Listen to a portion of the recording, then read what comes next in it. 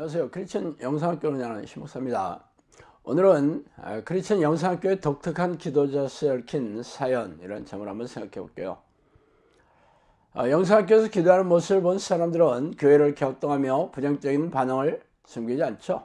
한마디로 팔을 세차게 흔들면서 기도하는 모습이 기이하게 느끼는 게 대부분의 사람들의 심정일 거예요. 오랫동안 이 기도를 한 사람들도 체력적인 부담을 가지고 있는 분들도 적지 않아요.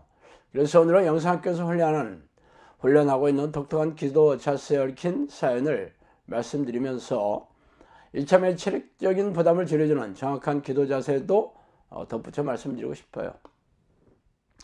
제가 이 하나님 부르는 기도를 시작한 지는 20여 년이 넘은 오래전의 일이에요. 기도를 시작한 계기는 여러분 말씀드려 웬만한 분들은 잘 알고 계시리라 생각돼요. 오늘은 그냥 생략할게요. 어쨌든 성경을 제가 이잡듯이 뒤져 하나님을 만나는 기도의 방법을 찾아낸 것이 바로 쉬지 않고 기도하는 것과 전심으로 기도하는 것이었어요. 물론 하나님을 전심으로 부르라는 그런 기도였죠. 쉬지 않고 기도하는 것은 무슨 뜻인지 금세 알아챘지만 전심으로 기도하는 것을 실행에 옮기는 것은 쉽지 않았어요. 전심이란 마음을 쏟아붓는다는 뜻이잖아요. 그래서 전심으로 기도하려면 기도에 집중하고 몰입해서 기도해야 하는 것이지만 이 기도를 해보신 분들은 알겠지만 하나님을 부르는 기도는 귀신들이 기도 집중을 엄청나게 방해하고 있어요. 그래서 잡생각이 들어오거나 혼미하게 하고 또 꾸벅꾸벅 졸거나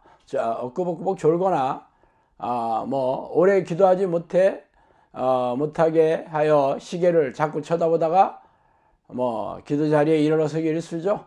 그래서 오랫동안 기도 자리에 앉아 있으려니까 육체가 힘들어하고 오금이 쑤셔 결국 기도를 포기하는 사람도 적지 않아요. 어쨌든 기도에 집중하고 몰입하는 기도를 하려면 육체를 쳐서 복종시키지 않으면 장시간 기도할 수 없는 것은 분명해요. 사실 온몸에 힘을 빼고 평안한 자세에서 명상하는 태도로 하나님을 불러보세요. 금세 잡념이 들어오거나 이 생각 저 생각을 하면 공상에 잠기기 일쑤죠.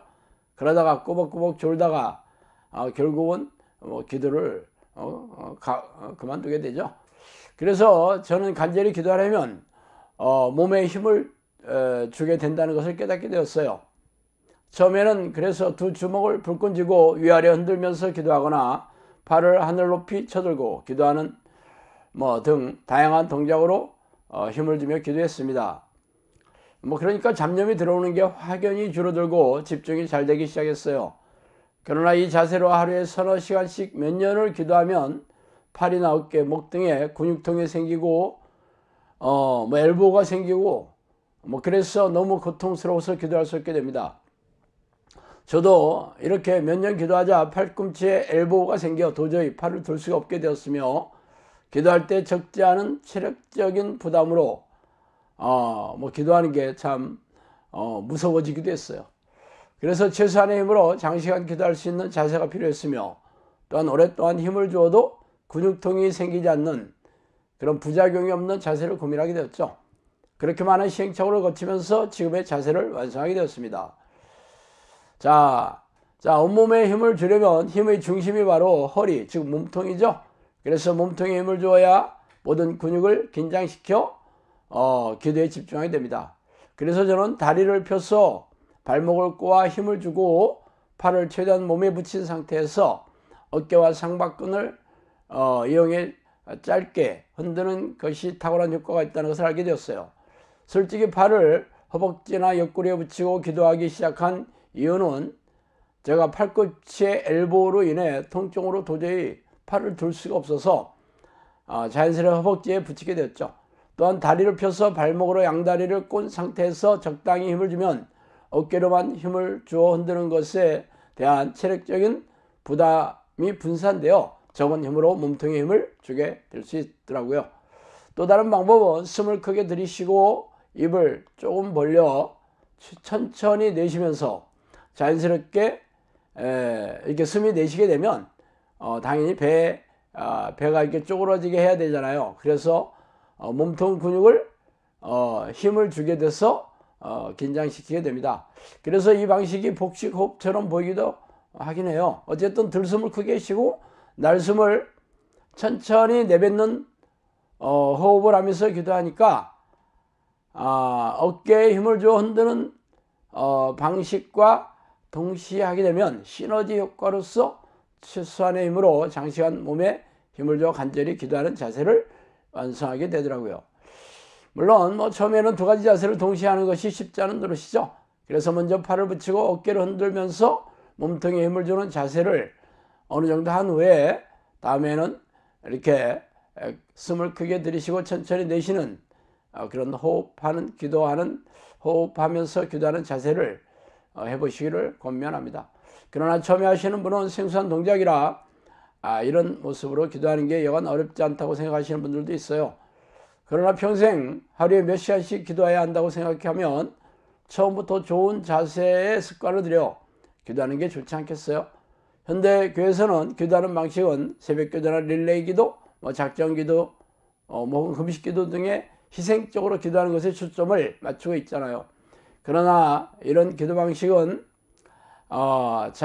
주세요 하는 거머리에 딸인 귀신들이 자신의 소원을 채우고 세속적인 응답을 바라기 위해 아주 희생의 강도를 높여 하는 기도입니다. 사실 이런 게 무당들이 하는 기복신앙에서 요구하는 기도와 별 차이가 없죠. 천일기도, 백일기도, 혹은 많은 돈을 들여서 구슬하고 이렇게 해야지 효험이 온다 하는 게 기복신앙이에요. 그러나 하나님은 이러한 기도 방식으로는 하나님의 관심을 얻어낼 수 없죠. 기도란 하나님의 영과 내 영혼이 교제하는 통로입니다. 하나님과 내 영혼이 사귀고 교제하는 기도의 방식을 제대로 알고 영적 습관을 들여야 하나님을 만나 동의하는 삶을 살게 되죠. 그러나 안타깝게도 현대교회는 성경적인 기도를 자신의 욕심을 채우고 소원을 이루는 그런 수단으로 변질시켜버렸어요. 저는 20여 년이 넘는 기도를 해오면서 체력적인 부담이 없이 오랫동안 기도에 몰입해서 하나님과 교제하는 기도를 해오려고 애쓰고 있고, 지금은 이러한 기도를 가르치고 훈련하는 그런 자리에 앉아 있습니다. 그러므로 제가 하는 기도 방식을 벤치마킹해서 기도하는 습관을 들인다면 성령과 깊고 친밀하게 교제하는 기도가 생각보다 어렵지 않게 될 것입니다.